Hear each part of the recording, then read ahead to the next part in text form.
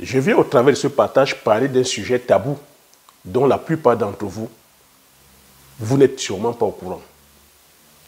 Certains d'entre vous, peut-être qui avaient déjà entrepris, qui avaient investi en Afrique dans le secteur agricole, vous allez vous reconnaître dans ce que je vais dire ici. C'est un phénomène qui est récurrent. Si la plupart, c'est-à-dire que des personnes qui vont entreprendre ou investir dans le secteur agricole échouent, c'est pour les raisons que je vais partager ici. Beaucoup vont entreprendre dans le secteur agricole avec beaucoup d'enthousiasme. Parce qu'on entend généralement dire « la terre ne trompe pas, la terre ne ment pas ». Oui, ce qui est vrai, la terre ne ment pas. Mais lorsque tu maîtrises la science, beaucoup vont dire que justement avec cet appel des langues patriotiques, des langues panafricaines, beaucoup vont avec l'engouement de faire le profit. Et je pense que je marque l'accent sur le profit, de gagner beaucoup plus d'argent rapidement et avec la naïveté, c'est-à-dire que de penser que ce serait, c'est-à-dire que voilà, facilement, et commettre cette erreur fatale que je vais partager ici. Donc restez jusqu'au bout de la vidéo afin de bénéficier de ce partage-là, afin de ne pas aller commettre la même erreur. Je partage avec cette information parce que c'est des pépites que vous n'entendrez que nulle part. Comme on l'a coutumé depuis 5 ans, c'est des pépites que je partage ici parce que je suis agriculteur. Parce que je suis dans le domaine depuis la petite enfance. Ça fait plus de 30 ans. Parce que depuis plus de 10 ans, j'entreprends de façon telle que professionnelle. Et c'est ce que je constate. Et c'est les mêmes erreurs, les mêmes pratiques que les Occidentaux, les agriculteurs occidentaux subissent aujourd'hui. Donc si vous ne voulez pas aller commettre les mêmes erreurs, je vais vous inviter de rester attentivement, écouter cette vidéo, afin de pouvoir bénéficier des pépites et aller faire de l'agriculture de façon pensée et gagner de l'argent. Oui, parce qu'on gagne de l'argent avec l'agriculture si on va de façon pensée, de façon professionnelle, on gagne de l'argent. Donc, on va aller plus loin. Permets-moi de me présenter. Bonjour, bienvenue sur la chaîne. Si tu me découvres pour la première fois, je m'appelle Thierry Toko. Sur cette chaîne, on parle d'agriculture, on parle d'élevage, on parle d'entrepreneuriat et on parle d'investissement. Le but de la chaîne est ici, enfin, de valoriser et de vulgariser nos produits du terroir africain. Donc, si écrit la chaîne, ça fait de partager mes astuces et techniques, de partager mon mindset. Afin de te dire, dans tes réalisations ou dans tes futures réalisations. Donc, si c'est des thématiques qui te parlent, n'hésite pas à t'abonner en appuyant sur le petit bouton rouge, en validant la cloche, afin de ne pas manquer plusieurs vidéos que diffuse sur la chaîne Enfin t'aider. Donc, je vais t'inviter ici à mettre le pouce. Le challenge de 2025, c'est de mettre le pouce afin que l'algorithme YouTube puisse partager cette vidéo à plusieurs d'entre vous. De commenter, j'insiste de commenter parce que nous sommes une famille, nous sommes une communauté. On se doit de partager nos astuces et techniques. On se doit de partager, on se doit d'interagir dans les commentaires. Parce que ça fait 5 ans que je partage. Il faudrait que vous aussi, dans les commentaires, vous puissiez partager vos expériences afin de pouvoir faire grandir la communauté. De mettre le pouce afin que l'algorithme YouTube puisse partager cette vidéo à plusieurs d'entre vous. Donc, si vous l'avez déjà fait, je vous dis merci. Donc, on va rentrer dans le vif du sujet. Je viens marquer ici l'accent sur un phénomène qui est récurrent. Un phénomène sur lequel plusieurs Africains font face. Plusieurs Africains qui vont choisir le secteur, quand je parle ici agriculture, ça vaut pour l'élevage, ça vaut même pour les business. Que la plupart d'entre nous, lorsque nous allons entreprendre dans le secteur agricole, on parle de façon, avec beaucoup d'amateurisme. Un, les personnes ne sont pas formées. Deux, les personnes qui n'ont pas pris le temps comme ça d'analyser les contingences. C'est pour ça que j'insiste ici sur les contingences. J'insiste beaucoup sur le coût de production. Le coût de production. Donc vous allez entendre la plupart des personnes aller entreprendre tout simplement pour flatter leur ego. Moi, je mets le doigt là où ça fait mal. Vous voyez que ici, je mets le doigt là où ça fait mal parce que je veux qu'on grandisse. Je ne suis pas là pour venir nous flatter, vous caresser au sens du poil. Je mets le doigt là où ça fait mal parce que c'est là où ça fait mal qu'on se doit, c'est-à-dire que d'améliorer afin de pouvoir connaître la prospérité. Je vous le dis aussi parce que je suis sur le terrain. C'est parce que c'est les difficultés que c'est les erreurs que j'ai commises. Et c'est parce que je les ai gommées que je viens partager avec vous. Je vous partage mon expérience. Je ne partage pas, je ne viens pas, ce n'est pas des livres que j'ai lus. Je vous raconte aussi la difficulté que rencontrent les agriculteurs sur le terrain. Vous savez, l'agriculture, c'est un monde vraiment... Les agriculteurs, c'est des personnes qui sont dans la discrétion.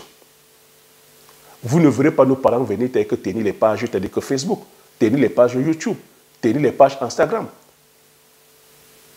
Mais lorsque les jeunes comme nous sommes frottés, c'est-à-dire que voilà, dans ce milieu-là, on se doit de venir relayer, c'est-à-dire que ces difficultés-là.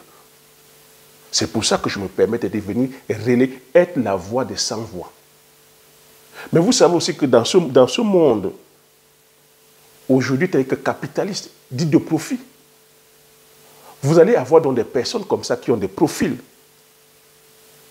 d'investisseurs, de capitalistes, qui veulent venir gagner, c'est-à-dire que rapidement et facilement. On a, c'est-à-dire que des personnes aujourd'hui intéressées par le domaine agricole, mais qui ont leur corps de métier, qui ont les fesses entre deux chaises, qui se plaisent bien, c'est-à-dire que dans les métiers qu'ils font là, de bureau, qui sont fiers de savoir que je suis ingénieur, je suis comptable, je suis secrétaire, je suis, je vais dire, médecin, je suis... Mais en même temps, on a cette connotation de l'agriculture qui est... À l'agriculture, c'est un métier qui est sale, c'est un métier qui est manuel, c'est un métier dégradant, c'est un métier qui n'est pas valorisé. Mais en même temps, on leur fait comprendre que dans l'agriculture, on peut gagner énormément d'argent. Quelle est l'erreur que ces personnes font? L'erreur que la plupart de ces personnes font, c'est de penser qu'en allant vers l'agriculture, en allant se lancer dans l'agriculture, il faut plutôt prendre des grosses superficies. Première erreur, les personnes ne savent pas dimensionner la capacité à aller embraser. Vous verrez des personnes qui veulent se lancer dans le domaine agricole. Peu importe les spéculations ici. Vous entendez le cacao, le café, l'évia, que ce soit le macabo, les patates, les bananes plantains, l'igname, la tomate, sur toutes les spéculations, vont vouloir commencer tout de suite avec, c'est-à-dire que 10 hectares, 20 hectares, 50 hectares. Et généralement, d'où est-ce que ces personnes-là prennent le financement? Parce que chez nous en Afrique, l'agriculture, je vous ai dit, n'est pas subvention. On ne nous accompagne pas. Les banques ne vont pas t'accompagner. Le financement viendra généralement que dans des tontines. Le financement viendra généralement que peut-être des maigres économiques qu'on a fait. Certains, des fois, parce qu'ils ont fait un coup, parce qu'il faut le dire en Afrique, ont dû peut-être voilà,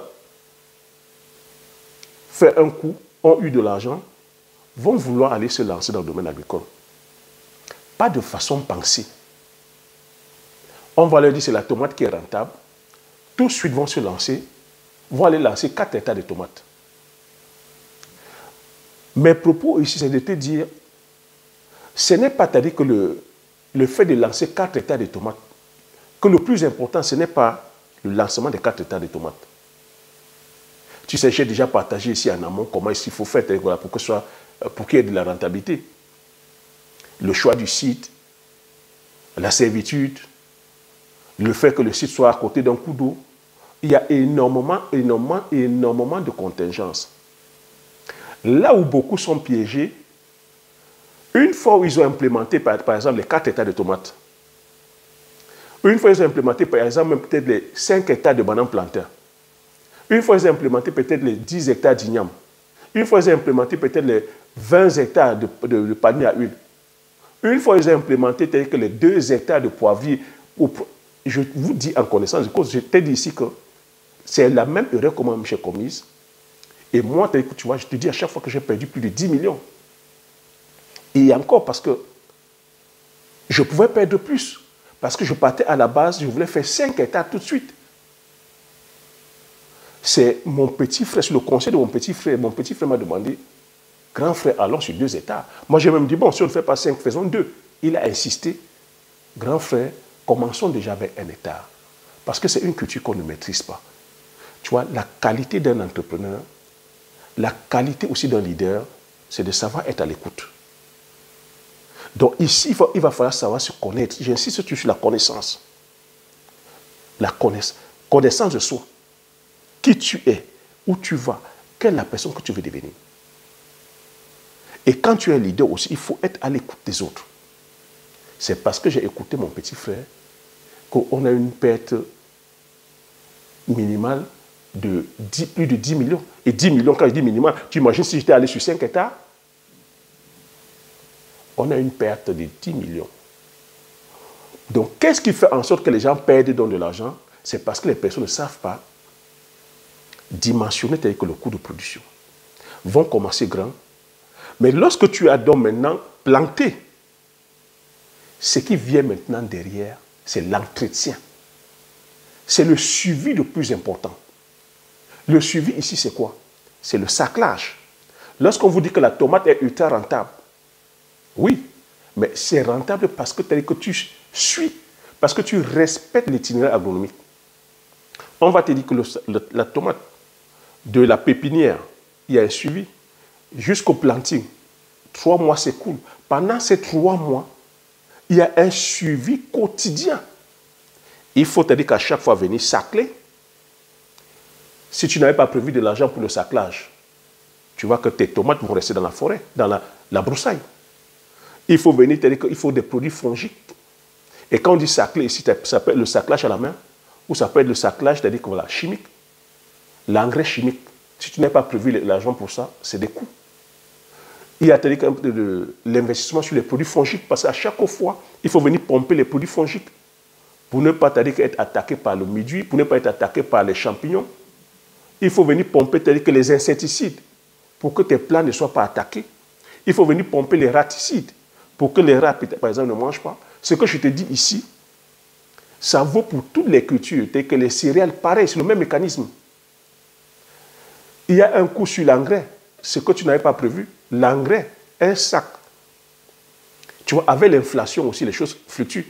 Un sac d'engrais, à l'heure où je te parle, je te prends un exemple, ça peut être à 18 000, mais 3 semaines ou 1 mois après, ce sac d'engrais de 18 000 passe à 28 000. Tu n'avais pas prévu ça. Et il faut comme ça par hectare, par exemple 6 sacs, si c'est les céréales que tu produis. Tu vois que ça vient chambouler ton coût de production et tu n'avais pas calculé tout ça. Tu vois, ça te freine dans ton élan. Ça fait parce que beaucoup disent non, attends, pour l'instant, je n'ai pas encore l'argent. Quand j'aurai de l'argent, tu vois que la plante n'attend pas. Surtout que quand tu vas avec les semences améliorées, les semences améliorées ont une posologie que tu dois respecter. Lorsqu'il va finir sacler, tu vas demander, on va te dire que la main d'œuvre pour sacler, ça coûte tant. Tu vas dire que non, il faut patienter encore, je n'ai pas assez d'argent. Les plantes n'attendent pas. Tu vois, ce que je te dis là, ça fait en sorte que beaucoup abandonnent leur plantation. Beaucoup abandonnent les plantations et c'est ça qui fait en sorte que la production freine. Lorsque tu vas vers les cultures telles que maraîchères, lorsque tu n'es pas en train de suivre et que l'herbe prend lorsque l'herbe vient domestiquer l'espace, c'est ton investissement que tu perds. Plusieurs ont perdu comme ça, c'est-à-dire que des milliers de francs, des dizaines de milliers de francs, des centaines de milliers de francs, des millions, dépendamment des cultures. Lorsqu'on te demande d'aller produire dans l'arboriculture, c'est bien, l'arboriculture c'est une stratégie. Mais si tu n'es pas là à venir sacler et que tu laisses les herbes monter, surtout les 2 premières années, tu laisses les herbes venir envahir les plantes, ben, à quel type de rendement tu t'attends? Donc mon message est ici de venir dire à plusieurs d'entre vous qui êtes intéressés par le secteur agricole, ne laissez pas dire que votre ego prend le dessus. Parce que je sais chez nous les Africains, j'ai 10 hectares, j'ai 20 hectares, j'ai 4 hectares, j'ai 100 hectares, j'ai 200 hectares. Mais j'ai 200 hectares. Lorsque tu vas dessus, c'est la friche. Lorsque tu vas dessus, il est incapable d'entretenir. C'est pour cela que j'ai de l'admiration pour les personnes qui sont dans le secteur agricole et qui produisent année après année. Donc, quand quelqu'un te dit que je suis dans la production du palmier à huile et qu'il est là depuis 5 ans, 10 ans, 15 ans, 20 ans, 30 ans, produit, il faut applaudir cette personne.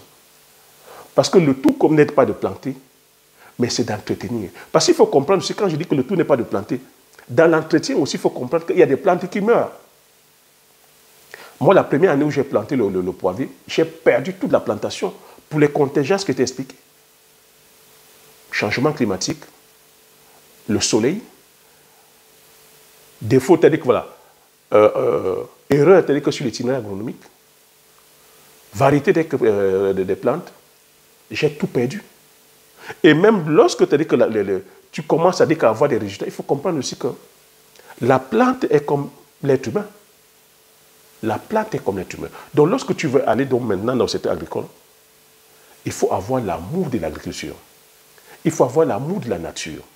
Il faut avoir l'amour, c'est-à-dire que de ce que tu fais.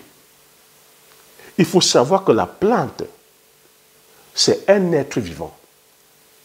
Elle respire comme tu respires. Elle a besoin d'oxygène. Elle a besoin, c'est-à-dire que de lumière.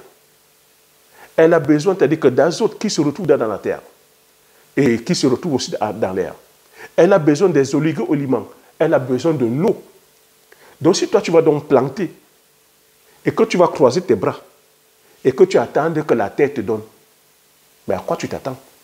Est-ce que toi tu peux vivre sans manger, sans respirer l'oxygène, sans boire de l'eau, sans te laver?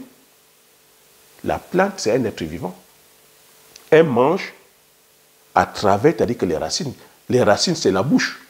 La plante est comme toi, mais son estomac est plutôt vers le haut. Or que nous avons la bouche, on mange par la bouche, mais la plante, elle mange à travers ses racines. Elle fait la photosynthèse, elle capte la sève, elle distribue ces sèves-là, c'est-à-dire à travers, c'est-à-dire que c'est les nervures, cette sève qui va dans les racines et qui nourrit la plante. Donc, quand tu ne comprends pas ce mécanisme-là, toi, quand tu vas laisser ta plante dans la broussaille, à quoi tu t'attends? À quel rendement tu t'attends? C'est pour ça que tu vois, il y a énormément de personnes comme ça qui ont abandonné des plantations. Ils sont allés lancer, c'est-à-dire que 10 hectares, 20 hectares de céréales, ont abandonné. Parce que lorsqu'on vient, c'est-à-dire qu'on leur dit maintenant que voilà, derrière, il faut, c'est le suivi qu'il faut faire. Il faut acheter les engrais, il faut acheter les herbicides, il faut acheter les fongicides, il faut acheter les nématicides, il faut acheter les racicides, il faut irriguer ta plantation, parce que beaucoup de plantations ne sont même pas irriguées.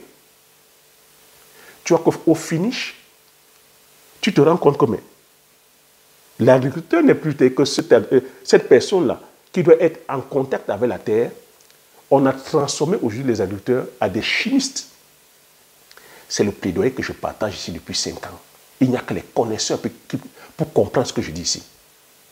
Il n'y a que les connaisseurs. Donc tu vois qu'on a 2 profils. On a des gens qui vont comme ça de façon olé, en disant qu'ils viennent gagner des millions. L'agriculture donne les millions. Mais lorsque tu respectes le processus, comprendre ici qu'un agriculteur, c'est un architecte de la nature. C'est l'agriculteur qui façonne le paysage. L'agriculteur qui doit avoir la main dans la terre. L'agriculteur doit respecter la biodiversité. L'agriculteur doit comprendre comment la plante fonctionne. Comprendre ici qu'il faut être patient pour sortir une culture comme le poivrier. Ça demande que 2 ans et demi. C'est 2 ans et demi de patience. C'est 2 ans et demi dans lesquels tu vas planter, tu connaîtras certains challenges, certaines plantes vont mourir, il va falloir être là à remplacer à chaque fois. Comprendre que dans une plantation, les plantes n'ont pas, c'est-à-dire que les plantes ne croissent pas de la même façon. Tu as certaines plantes qui vont croître rapidement, d'autres qui auront une croissance lente. Il faudrait que tu cherches à comprendre pourquoi il y a de la croissance lente. Et accompagner de façon patiente. Il faut être en contact avec ta plante. Comprendre à quel moment la plante est en stress hydrique. Donc quand la plante a besoin d'eau, la plante te communique. Quand la plante a besoin d'eau, a soif, tu peux comprendre. Quand tu comprends les plantes, la feuille se ferme, elle a besoin d'eau. C'est pour ça, lorsqu'elle a besoin d'eau, tu dois l'apporter l'eau. Et si c'est en saison sèche, tu fais comment? Tu dois irriguer. Donc si tu n'as pas mis un système d'irrigation, tu vois que tu n'auras pas le rendement escompté. La plante va se fermer, elle va se mettre en hibernation pour ne pas souffrir du stress. Et lorsqu'elle est en hibernation, elle ne croît pas. Elle ne va pas fleurir. Donc tu vois, et tu auras des rendements moindres. Et si le stress est vraiment, c'est-à-dire que intense, la plante va mourir. Tout comme l'être humain. C'est un être vivant. Donc tu vois, ça demande dans la science, ça demande là-dedans que tu maîtrises la chimie, ça demande que tu maîtrises la microbiologie, ça demande que tu maîtrises ici la physique, ça demande que tu maîtrises ton sol, parce qu'on comprend qu'on produit par rapport au terroir, par rapport au sol, par rapport aux qualités organoleptiques. Ça demande que tu saches comment fonctionne la terre. Savoir aussi que la terre est vivante, que dans une poignée de terre, il y a plus d'êtres vivants que d'êtres humains sur la planète. Si nous sommes 8 milliards, il y a plus de 8 milliards d'êtres vivants sur une poignée de terre. Est-ce que tu prends donc soin de ces êtres vivants? Est-ce que tu les nourris? C'est pour cela que lorsqu'on est conscient de cela, on va produire autrement. Lorsqu'on est conscient de ça, on ne va pas vers le secteur agricole tout simplement parce qu'on vient courir après l'argent. On vient parce qu'on vient répondre à un besoin. Parce qu'on vient ici, c'est-à-dire que voilà, apporter des aliments de qualité. Parce qu'on vient respecter l'écosystème. Parce qu'on vient respecter la biodiversité. Parce qu'on vient ici entretenir le patrimoine que la nature nous a donné. Qui est la terre. On vient cultiver sur cette terre-là afin que puisse laisser, c'est-à-dire que aux générations, c'est-à-dire que futures, une bonne terre. Donc lorsque tu respectes la terre ne te manque pas, la terre ne te trahit pas. Lorsque tu bichonnes la plante ne te manque pas. La plante te donne le centuple. Donc je dis à tous ceux qui viennent de façon, c'est-à-dire que, je veux dire avec mépris, penser qu'ils vont venir tout simplement prélever ce que la nature va donner, aller faire des millions, mais ces personnes se cassent la gueule. Ces personnes se cassent la gueule. Et vous les voyez. Pour vous qui vous êtes lancés dans le secteur agricole, partagez comme votre témoignage. Dites si ce que je dis là, ce n'est pas la vérité. Beaucoup sont allés lancer les plantations et ont abandonné. Ont abandonné pourquoi? Par rapport au coût de production. Parce qu'ils n'avaient pas tenu compte des dépenses connexes. Beaucoup vont se lancer en ce moment parce que c'est le phénomène l'agriculture. Vous avez beaucoup de personnes qui vous partagent des informations et qui vous vantent que des informations. Mais ce qu'on ne vous dit pas derrière, on ne vous parle pas du coût de production. On vous dit juste que allez faire tes spéculations, c'est rentable. Mais c'est une fois que vous êtes dedans que vous vous rendez compte que finalement, vous passez tout simplement votre vie à acheter les intrants qui sont les semences, les intrants qui sont les herbicides, les fongicides, les nématicides, les raticides. Et au final, ça gonfle la facture, c'est-à-dire qu'à des millions. Et la production que vous avez derrière, elle ne compense pas, c'est-à-dire que le coût de production. Et on abandonne. C'est pour cela que je suis venu vous dire ici que aller vers le secteur agricole, commencez petit. La solution, c'est commencer petit. Commencez petit. Même si vous visez, vous rêvez grand, commencez petit. Commencez avec vos fonds propres. Avec vos fonds propres. Mais j'insiste ici sur formez-vous. N'allez pas faire l'agriculture tout simplement parce que vous venez gagner de l'argent. Vous allez vous casser les dents, je vous dis tout de suite. Ne venez pas uniquement faire l'agriculture parce que vous voulez gagner de l'argent. Allez faire de l'agriculture, oui, parce que ça rapporte, mais comprenez que c'est un métier. Et c'est un métier qui dépasse tous vos corps de métier. Parce que si vous me suivez depuis 5 ans, tous les contingences que je partage ici, vous êtes dans vos métiers d'ingénieur, de médecin, de comptable, vous ne savez que faire une tâche. Quand tu es ingénieur, tu ne sais que faire une tâche, une fonction. Quand tu es médecin, tu es spécialisé, tu ne sais que faire une fonction. Quand tu es plombier, tu sais faire une fonction. Quand tu es peu... Mais quand on me dit, on parle, on est agriculteur, tu imagines donc, tu vois tout ce que je viens de te citer là. Tu dois maîtriser tel que l'agronomie, tu dois maîtriser la physique, tu dois maîtriser la chimie, tu dois maîtriser la microbiologie, tu dois comprendre comment ton sol fonctionne, tu dois comprendre maîtriser comment la plante fonctionne, tu dois maîtriser la météo parce que tu ne vas pas cultiver n'importe comment, tu dois maîtriser les ressources humaines, tu dois maîtriser ici, c'est-à-dire que la vente, tu dois maîtriser le marketing, tu dois maîtriser la transformation, le packaging, tu dois maîtriser tout ce qui est biosécurité, tu dois maîtriser la vente, tu dois maîtriser la communication. C'est énormément de choses comme ça, tu vois, pour une seule personne. C'est pour ça qu'il faut parler là-dedans comme un aventurier. C'est pour ça qu'il faut faire très attention lorsqu'on se lance. Tu dois maîtriser aussi la sémence, tu dois maîtriser la géostratégie, la géoéconomie et même la géopolitique. C'est ce que je partage ici avec vous. Donc, vous voyez que ceux qui vous vendent les programmes comprennent que comme nous sommes dans un monde capitaliste, eux, ils sont là, ils vous vendent plutôt leurs services. On va vous demander d'aller produire telle spéculation sur les céréales, mais eux, ils savent qu'ils vont vous vendre les services. Ils vont vendre leurs services, ils vont vous vendre les engrais, ils vont vendre les semences, ils vont vendre les produits fongiques, ils vont vendre les... Et au final, vous allez passer le temps tout ça à acheter ces produits-là, et au bout, vous n'aurez pas le rendement. C'est pour cela que je suis venu vous dire ici qu'on ne gagne pas de l'argent lorsqu'on est sur les grosses superficies. On gagne de l'argent lorsqu'on est dans la diversification de cultures, lorsqu'on est dans l'association de cultures, que le rendement, c'est-à-dire que se calcule au mètre carré. Lorsque tu associes au mètre carré, mais tout ça, ça demande la connaissance. Ce que je vous donne là, vous n'entendez ça nulle part.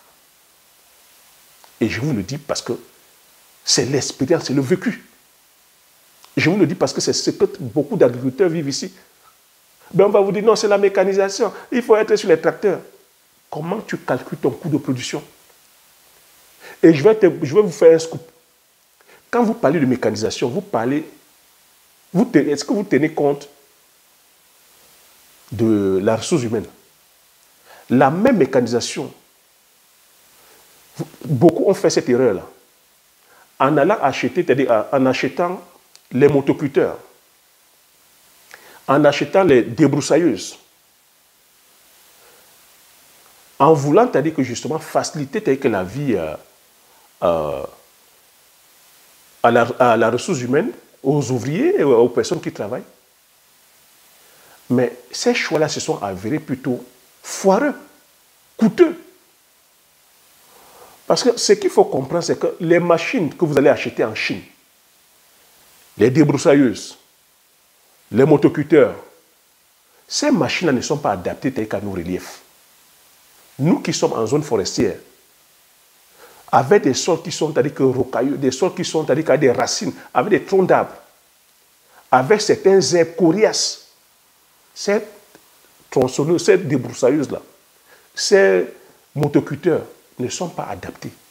Donc lorsque vous mettez ça à la disposition des manœuvres, des travailleurs, des paysans, le temps d'adaptation même déjà est compliqué. Eux, ils sont habitués à travailler avec la machette. La personne qui défriche à la machette est déjà habituée à travailler à la machette. Elle va très rapidement. Donc lorsque tu lui donnes le motoculteur, le temps de faire uniquement même 10 mètres, le motoculteur s'est déjà embourbé, a pris de l'herbe, c'est dans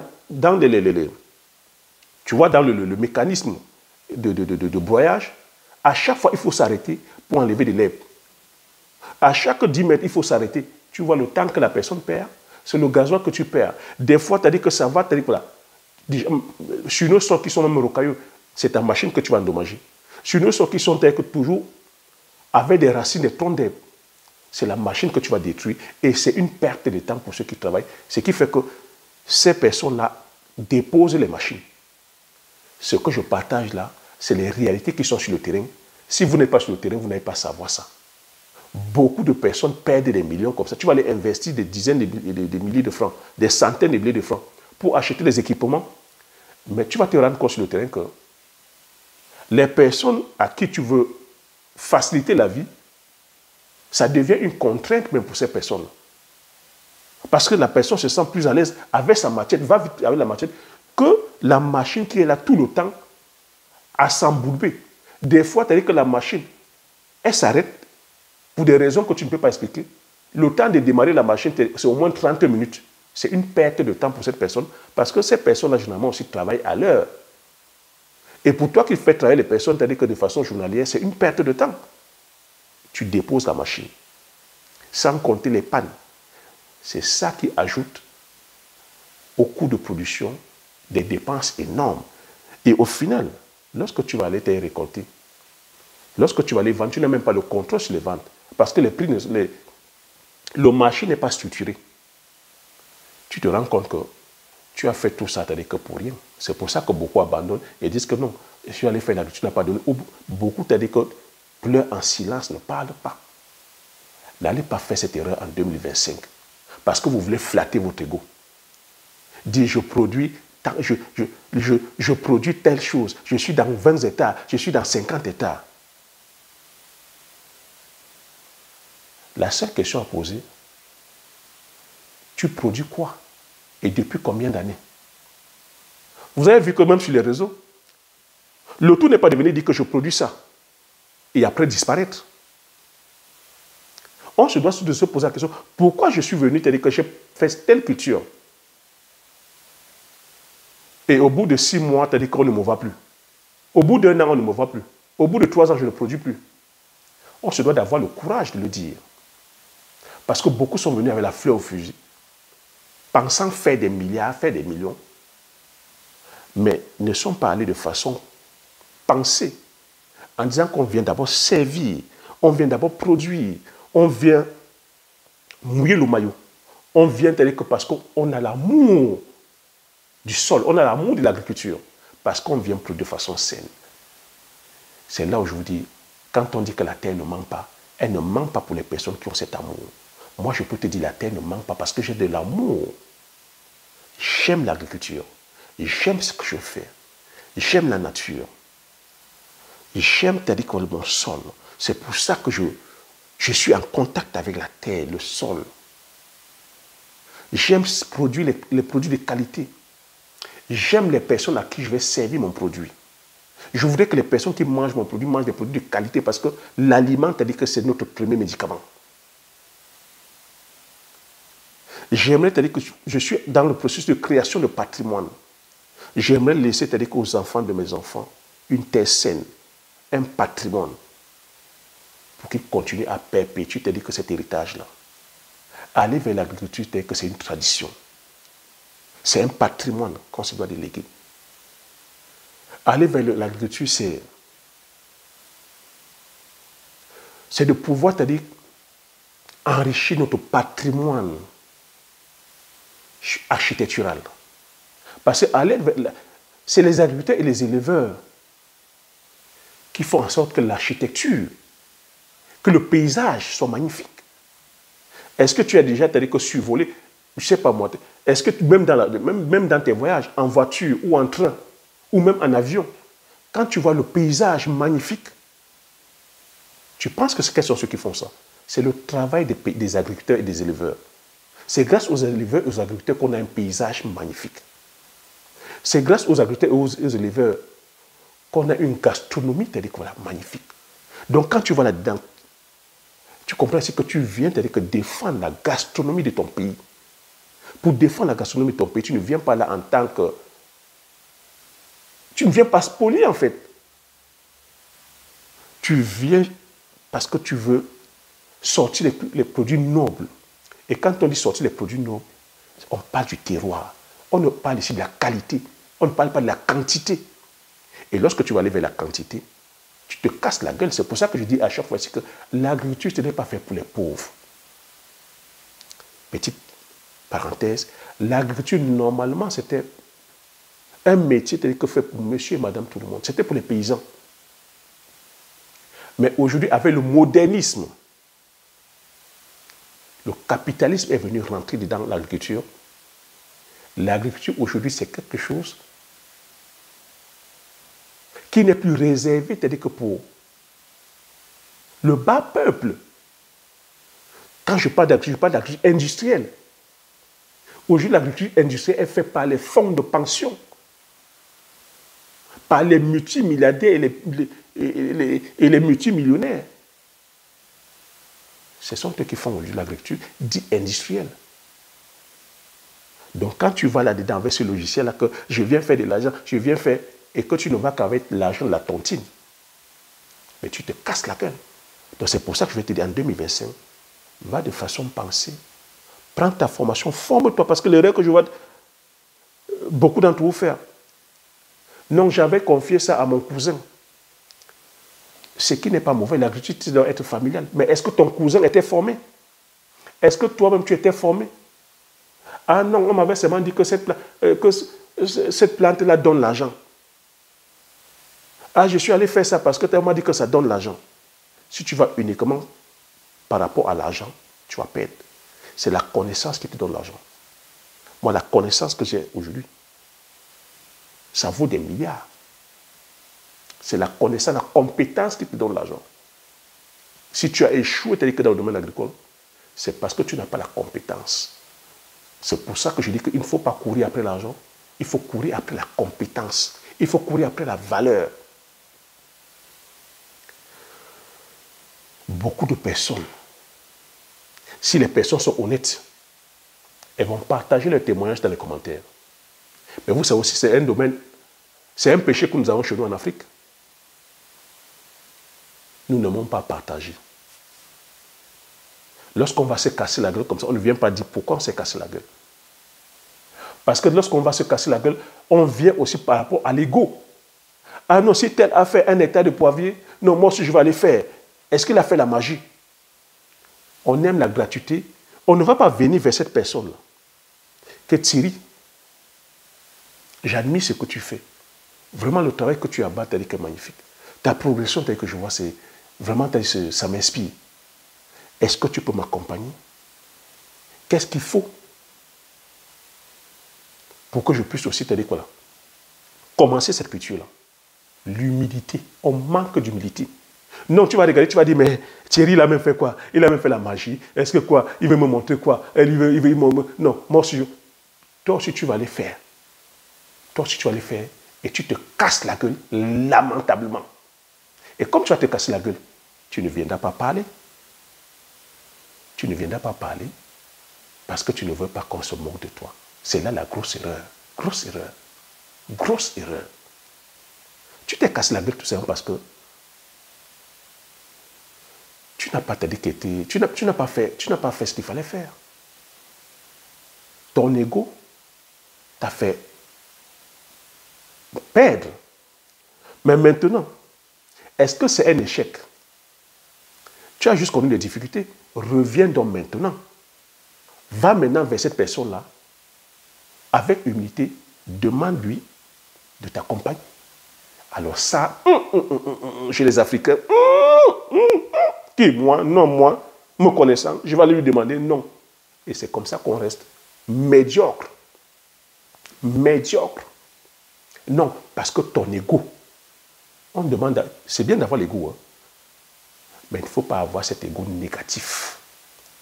C'est notre ego qui peut faire de nous des meilleures personnes. C'est notre ego aussi qui peut aussi nous détruire. Il faut savoir jouer avec ça. C'est ton ego qui va faire de toi, c'est-à-dire que la meilleure version de toi, et c'est ton ego aussi qui va te détruire. Note ça. Note ça.